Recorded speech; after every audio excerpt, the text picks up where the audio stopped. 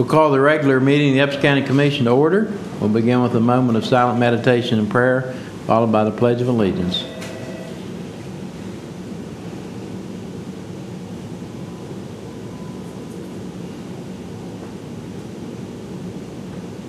Amen. I pledge allegiance to the flag of the United States of America and to the republic for which it stands, one nation under God, indivisible, with liberty and justice for all.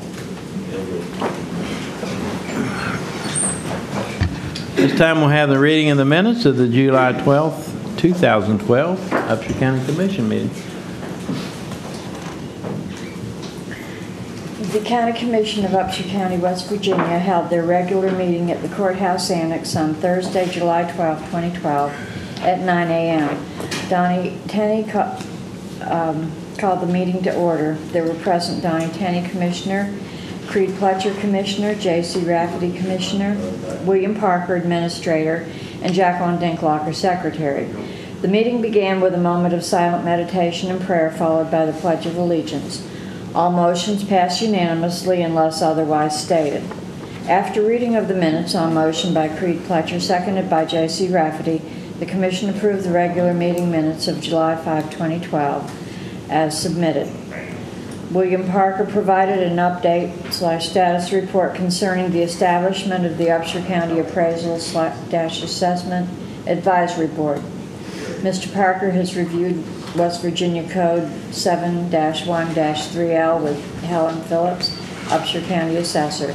William Parker and Ms. Phillips will be scheduling a meeting with involved parties and will follow up with the Commission at a future meeting. Virgil Miller, Upshur County Sheriff, appeared before the Commission and presented a request to employ Michael Kelly, Chief Deputy, as process server/bailish/court security officer.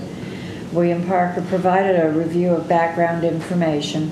Frank Hartman, attorney for Mr. Kelly, provided arguments on behalf of his client. Michael Kelly, stating that the issue should be a completely separate issue from the pending litigation concerning the contested election. After discussion, due to lack of a motion, no action was taken. The Commission recessed at 10 a.m. The Commission reconvened at 10:25 a.m.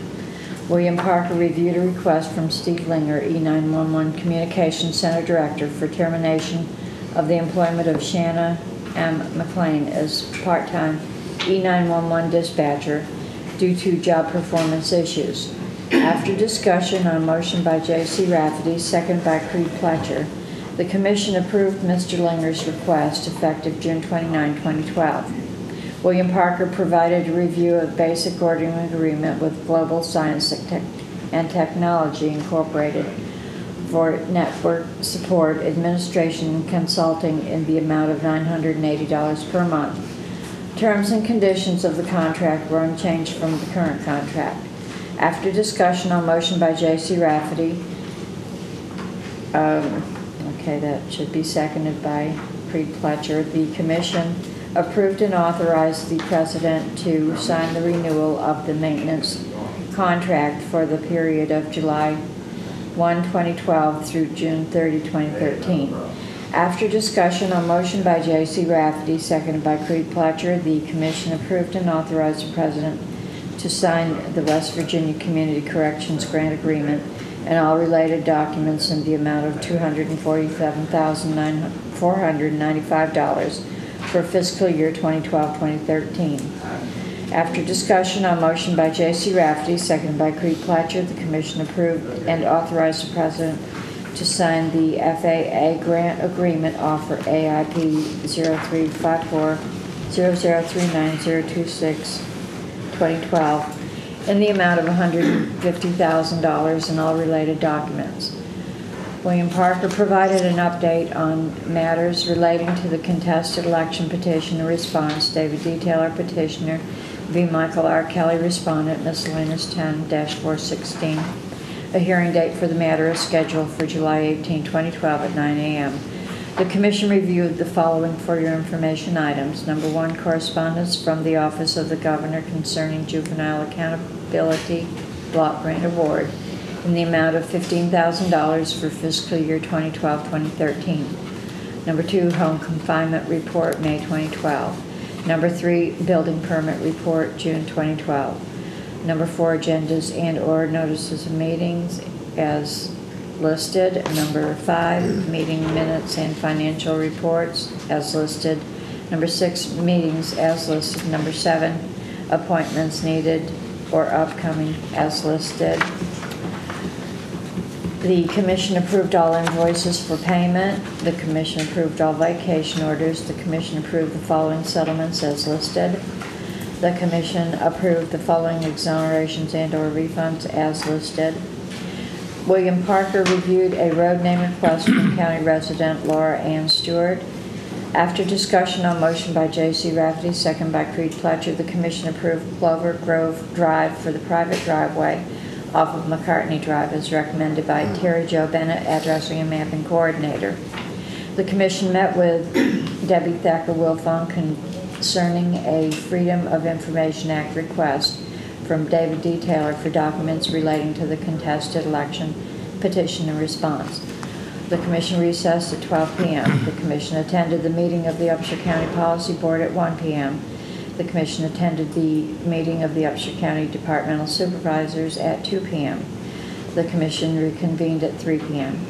Upshur County resident John Allison appeared before the Commission and expressed concerns regarding the legislation, State Code 33-17A-4, which prevents residents who have been denied insurance coverage by an insurance company because of cancellation or non-renewal to receive information concerning the denial of coverage, which he feels is an infringement of his rights. Mr. Allison more specifically cited West Virginia State Code 33-17A-4A, paragraph F.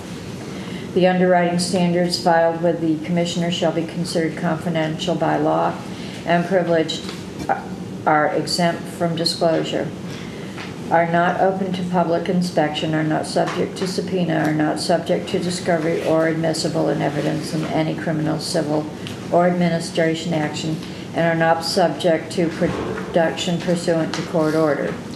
After discussion, the Commission advised Mr. Allison to provide a written summary of his complaint to Donnie R. Tenney.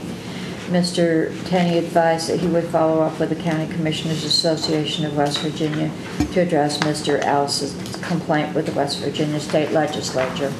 And with no further business, on motion by Creed Pletcher, seconded by J.C. Rafferty, the Commission meeting adjourned at 3:40 p.m. Are there any additions or corrections to the minutes as read? Not, I'd ask for a motion to be approved as such. Second with corrections. Do what? Second with corrections. But she corrected. Yeah. Good job, Jack. All in favor say aye. Aye. Opposed, same sign. Motion carries. Okay, our first scheduled appointment is at 10:45, Melissa Matheny with Summit Engineering to review available service for county governments. And at 1:30, we'll start interviews for our Assistant County Administrator, which will be an executive session for Virginia Code 698 days. Your first item for consideration under items for discussion. I have not had an opportunity to follow up with Ms. Phillips yet, so So you'll maintain that on our agenda? I'll just maintain it on the agenda availability. until the meeting is scheduled. Okay, sounds good. Okay, next item is approved replacement of high voltage cable at Upshur County Park Recreation Facility from the pole transfer to the transformer that services the pavilion area in the amount of $12,750. Emergency repairs were authorized by the county administrator and director of facilities operations. So we need to approve that. Yeah, those repairs are currently underway, but due to the amount, Mr. Harris and I both felt that it needed to be reflected in the minutes that the commission was made aware of it and approved. I'll make a motion that we officially approve. Second. We need to do that. All in favor say aye. Aye. Opposed, same sign. Okay, next item is consider replacement of transformer at pool facility. If approved, work to be completed by Electric Tech for $11,350 as scheduled by the Director of Facilities Operations. That's a decision that would not have to be made today. If you gentlemen would like to get more information from Mr. Harris at a future time, since the work's already started, it can be scheduled then, after that, because it takes, Our next policy board meeting, our next supervisory board meeting. yes. And that's a situation where that one's functioning properly, it just needs to be Functioning properly, we're just running out of room. Right. Upgraded and running out of room, and it could wait until it had to be replaced or, Right. Until we needed to add some more to it. yes. Okay, well, we'll put that on the agenda for our meeting with our department heads. Authorize county administrator and director of facilities operation to purchase maintenance vehicle, cost not to exceed $15,000. Now, I understand we found a vehicle that's equipped with the bed that we're looking for. Tuesday morning, I noticed a vehicle that was for sale at Prestige Homes at the end of Mount Nebo Road and Quarter 8 intersection. I got the phone number from the advertisement. Mr. Harris contacted that individual, or the business that owned it. They had used it in their business operations, as I understand that it's being checked out at a local facility right now about the mechanic, issues, any mechanical issues that may be associated with it. And Greg is, if there's no problems, he would like authority to proceed. The purchase amount would, be below that overall threshold. And it's a 2004 vehicle, Chevy vehicle, with approximately 90,000 miles on it. And as Mr. Tenney said, it already has the bed, utility storage bed, racks, whatever you want to call them, already on it. That's good, because actually we had anticipated Having to spend it. paying $15,000 for the truck and then buying a bed, so it's good news for the taxpayers of Upshur County, and we want to thank Mr. Perkle for his watchful eye, Diligence. diligence. Are you replacing a vehicle? No, this is one that will have toolboxes on it, so they can run a more efficient operation. They'll have all the tools in the boxes. They'll be loaded, locked and loaded. And that way, when they have a project to go to, they don't have to spend a half an hour loading tools and stuff. And we do have a 1994 model that is currently being used on a daily basis. Right. In the groundskeeping area. The plan is if this truck is okay and suitable, the commission authorizes proceeding, then that will be used by a couple of the individuals. Mr. Harris's vehicle that he currently drives would move over to the housekeeping, the Toyota Tundra. And then Mr. Harris would drive the Durango that we received from the sheriff's office a number of years ago. And then the 94 model would be sort of held in reserve and not used on a daily basis. Very good. Okay. So if it's agreeable with the commission, if there would be a Authorize him to purchase it. motion to authorize that. We have a motion to that effect. So moved. I'll second it. All in favor, say aye. Aye. Opposed, same sign. Approval of Justice Assistance Grant for $20,000 to assist in funding the Prevention Resource Officer position at the Buchanan Upshur Middle School. Yeah, that should be a comma, not a period. It's not $20, it's $20,000. Well, I read it right. I just wrote it on. But this will just provide partial funding for the new pro officer at the middle school. And to my knowledge and understanding, the Board of Education will be picking up the balance. Right, that was the agreement. So, You're providing a vehicle for him. Yes. okay, do we have a motion to approve this grant? I'll make that motion. Second. All in favor, say aye. Opposed, same sign. Motion carried. Next item is authorize the president to sign deed and related documentation regarding the settlement of the civil action 10-C-42 Alahak Council Incorporated. That's the property of the Boy Scouts, and we've reached an agreement on that, which I think is better than what the original thoughts were by the other parties. And so we just need a motion to authorize the president to sign all those documents to complete that transaction. So moved. I'll second that. All in favor say aye. Aye. Opposed, same side. Motion carried. Approve request from Upshur County Community Educational Outreach Service Clubs, also known as CEOs, to use the courthouse and Annex Plaza area on Friday, September the 7th, 2012. That's to promote their organization and fundraising opportunities for them. So I would ask for a motion that we approve that request for the use of that. I'll make that motion. Second. All in favor say aye. Aye. Opposed, same sign. Motion carried. Consider request from Stephen M. Linger, E911 Director, to assign Terminal Agency Coordinator, or TAC, duties to Carol J. Dean, E911 Dispatcher, and increase hourly rate by 50 cents per hour. Any comments on that, Willie? Any? No, we have a written request from Mr. Linger, and since some of the staff has been off for various leave requests, long-term leave requests, he's had to reassign and shuffle some duties, and Ms. Dean has agreed to do those extra duties. Okay, do we have a motion that we approve the request then? So moved. I'll second it. All in favor say aye. Aye. Opposed, same sign, motion carried. And in conjunction with that, we have another request to approve, oh, wait a minute.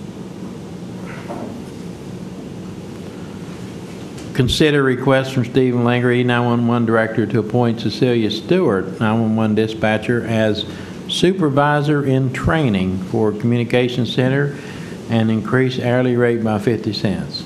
This is another. This is a new position or a new supplement. It's not really a separate position that we've not previously had in the past. And we've had similar, where somebody's a separate, like operations, director.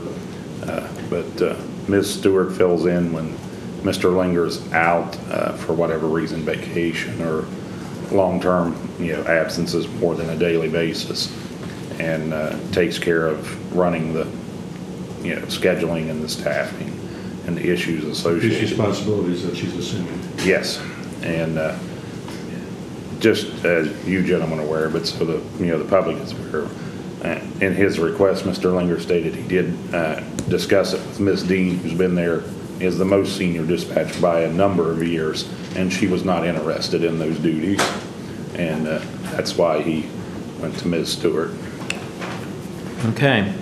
It establishes a firm chain of command in his absence or something. Like an emergency came up recently where he had a death in the family and required his absence for several days. And I think that's what, we've been discussing it Right. for the past year or so, but I think that's the Kind of prompted it. prompted the, we need to get this back on track. I think that's a good move because it designates someone to do the position. Right. Steve's not there. I'll make that recommendation. Second. Okay, all in favor say aye. Opposed, same sign, motion carried. Now, we have two requests for increases, and now we have a request to approve reductions in wage and salary amounts for community corrections program staff to the 2011-12 fiscal levels because the grant did not fund the wage increases. So on page 4, you can see a list of those individuals and what their present rate is, and What we'll go back down to, correct? pardon. It's what we'll go back down to as well. Right, right. It'll go down to what it was. It just, in other words, it just won't go up. It was up for one pay period, Oh. and they'll take that funding out of their local community corrections funds. It's not local general county funds. Right. It's local funds they've generated through their operations. So those will be reimbursed out of that local community corrections fund. Okay, do we have a motion to approve the reductions because of the grant did not include the increases? So moved. All in favor say aye. Aye. Opposed, same sign. Motion carries. Report on matters regarding contested election petition response. David D. Taylor, petitioner. Michael R. Kelly, respondent. Do you have anything to report today, Mr. We Parker? do not have an order for consideration, for approval consideration. We did, as the commission is aware, the commission and I briefly met with Mr. Stranko after the hearing concluded yesterday. He is going to be preparing different options that are available based on the hearing and the information that was presented. He's going to be reviewing some case law that was cited and some additional case law. Mr. Stranko and I, outside the president of the commission, did meet with Dave Nichols, the elections manager with the Secretary of State's office. He referenced a couple of Supreme Court cases that Mr. Stranko was going to take a look at that may or may not have a bearing on this situation. It's West Virginia Supreme Court, Rob? Yes, West Virginia Supreme Court cases, yes. And he'll hopefully have a draft of that later today or tomorrow, and then the plan is to have it scheduled for next Thursday's meeting in order to be approved. Okay, thank you very much for that report. For your information items, correspondence from the West Virginia Development Office concerning the final performance report for 2008 fiscal year Small Cities Block Grant for Upshur County Development Authority Industrial Park Sewer Extension. And that information is on page 5 and 6 of your agenda for your viewing pleasure. Any questions or comments on that? If not, we'll move on to correspondence from Workforce West Virginia regarding unemployment compensation payments and or awards. Mr. Parker, if you'd like to elaborate on that.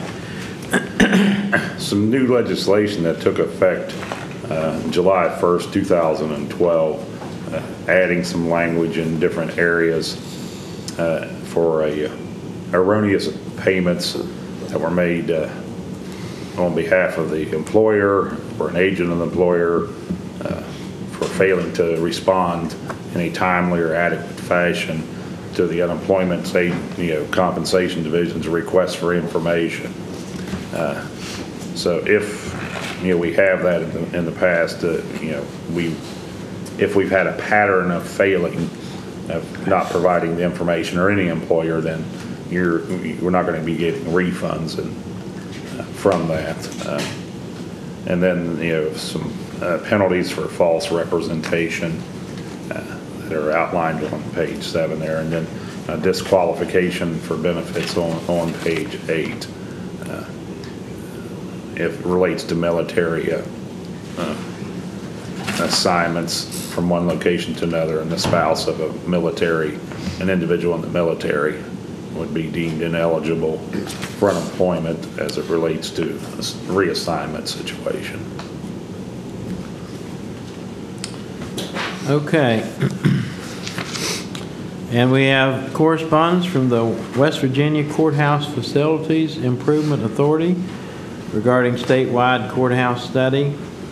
And the new statewide courthouse assessment project will soon be underway, funded through the West Virginia Courthouse Facilities Improvement Authority. This assessment will provide each of our 55 counties with a comprehensive report detailing your courthouse's existing condition, improvement needs, project recommendations, and prioritizations, and estimates for project costs for each improvement recommendation. The success of this assessment will greatly be enhanced by the involvement, collaboration, and input given by commissioners, county administrators and managers, building and ground staff, and courthouse maintenance staff.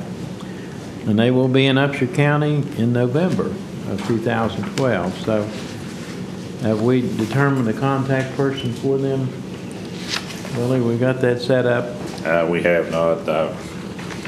Assuming, it would be the office here and myself as the contact, and disseminate the information to Greg or whoever would need it. Okay. Well, we'll get that information to them so they have Yes. it. Okay. And we have regional jail cost information. This is a summary of regional jail costs. Would you like to elaborate on that, Mr. Parker? Just a couple comments.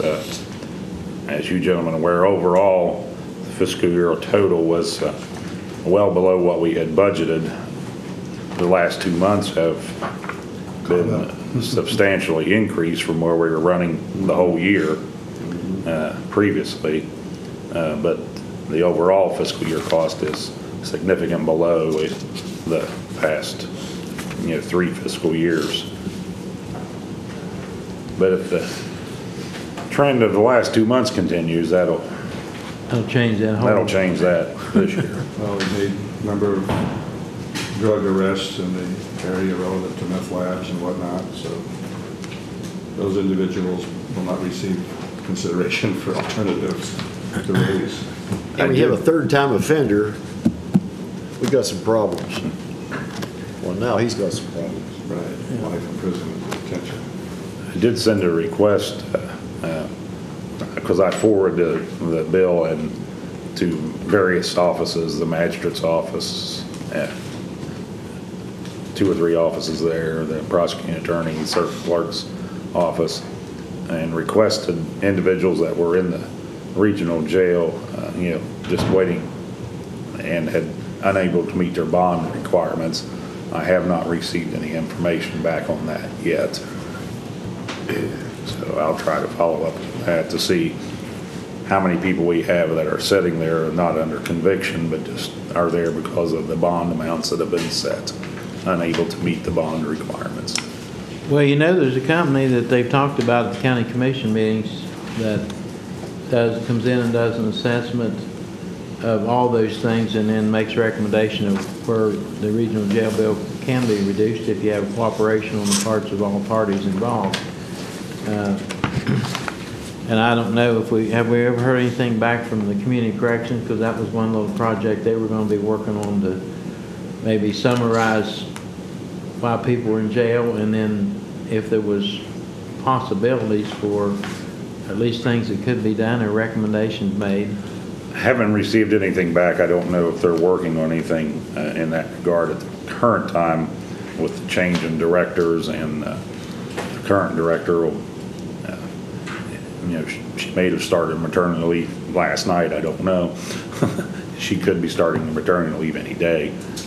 So I'll follow up with that and see what the case is. But if And we might follow up on this company that we keep hearing about and see exactly how they operate and function, and it might be something that maybe we could have them to start with to do an assessment on a couple months. and also then, as we, one of the possibilities of an assistant county administrator or myself, or whoever gets time freed up, then is being able to go to the magistrate's office or the circuit clerk's office, because so far they haven't responded to my request, is to actually pull the public files, see what individuals are there, what the bond amounts are. Right. Because as far as I know, that would be public information. And it happened in a public court. And see if we can, determine that ourselves so we can get a listing of, do we have a problem in that area or not? Maybe not a problem, but as it relates to cost, is that We have causing? an opportunity there. Yeah, and do we have an opportunity if there are other programs out there for cost savings? I have a question about that. Go ahead. What kind of solution do you think you might be able to have for someone who just can't make bond under pre-conviction? Well, there's some situations where the cash bond is set high, and I think there's actually been times that the judge has actually lowered that, where the magistrate has set a cash bond extremely high. And that's the situation. And I know the bonds have to be, the cost of the bonds have to be in relationship to the threat to the community or the threat to, take off. That's basically the purpose of the bond, is to make sure they come back for their hearing. Just to look at what the bonds are set at for the offenses, and then the other thing, I know with this company that does this analysis, then they also look at if there's any billing errors that the Regional Jail Authority, has made, and they admit that, on the scale of their billing, that they do make errors where they charge extra time, and then one thing that happens is the paperwork needs to go in fast when someone's released, so that they come off the regional jail. And I know Brian Godet and I think Jake both are very good about doing that and making sure just as soon as they can go off the regional jail bill, the paperwork goes in so they can. So it's just a matter of looking at all those possibilities of savings. And that's the situation Mr. Tenney's talking about there, is if, the court order, once they've been convicted, if they're transferring from the regional jail to the Department of Corrections, it doesn't happen until the court order has been sent to the regional jail. Otherwise, they continue on the county's cost responsibility until the regional jail receives that order. Okay. Transfer to DOC. Yeah, then they're transferred to the DOC side. They may stay right in the same cell if somebody else is paying. Okay. Thank you. You're welcome. Our dog warden activity report, our feline activity report, and our comm center reports, agendas, notice of meetings, minutes, upcoming appointments. See, we have some that expired appointments the end of June. We'll make contact with those individuals or agencies to see if there's interest. To my knowledge, I don't think we've made contact there, and probably should. In order to increase the pool of individuals that might be aware that there are vacancies, sometimes unless people are aware that there's vacancies in certain areas, we don't have volunteers forthcoming.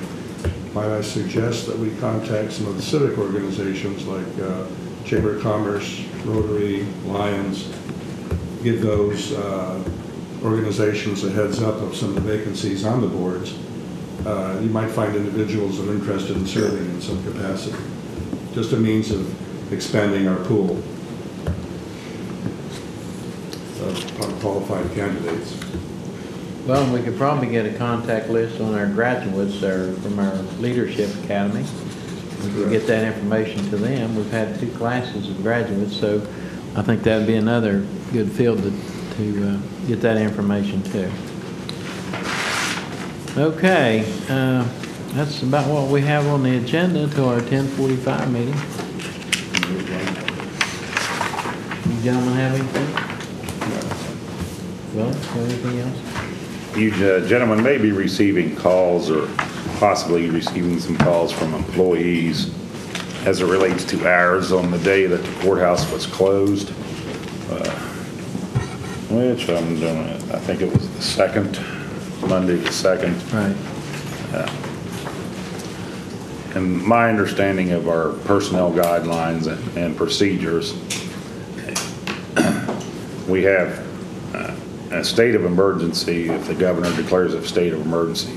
And our handbook defines essential personnel in a state of emergency who are departments that work 24/7, which basically for us would be law enforcement in the 911 center. It's not classified as a holiday or et cetera, et cetera, et cetera. So they do not receive any additional pay for working on that time period. A number of years ago, we had that question, and the commission at that time and the elected officials agreed to the current state of the procedures in our handbook. So that deals with that section. The individuals that did not work can receive up to 8 hours of pay for that day. Considered administrative day. Yeah, considered administrative a day. Now, if Tuesday through Friday, let's say they worked 40 hours for 10-hour days to get caught up on the workload, they would receive no pay for Monday. They would not receive any credit for Monday. You're not going to get 48 hours. It's an interpretation, sort of like our sick leave policy. It brings you up to 40. It doesn't take you above 40. And then the other section, it deals with people who had vacation scheduled that day. There's some feel that they shouldn't have to take vacation. And corresponding the vacation section of our handbook, the 911 staff and or law enforcement, for example, if Monday was a holiday, or that week, the 4th would have been a holiday, Wednesday would have been a holiday. If that is a scheduled work day and I'm at the 911 center or law enforcement, I have to take a vacation day to be that off because my other 2 days are off. So if you want a week's vacation, you end up utilizing 5 vacation days, versus, excuse me. So, and corresponding with that, to be fair, there is, people that had vacation scheduled were charged vacation days for that Monday, and some of them have a different viewpoint of that. So you may already receive calls. If not, you may receive calls. But the federal system, it is that way as well. If you have a day scheduled, it is just unfortunate, but it's considered you take that day as a vacation day. That's, and so It's pretty universal throughout most government agencies. just wanted to make you aware that you may be getting some phone calls. Thank you for that awareness. Anything else? No, sir. Okay, well, we will start on our paperwork until our 10:45 meeting.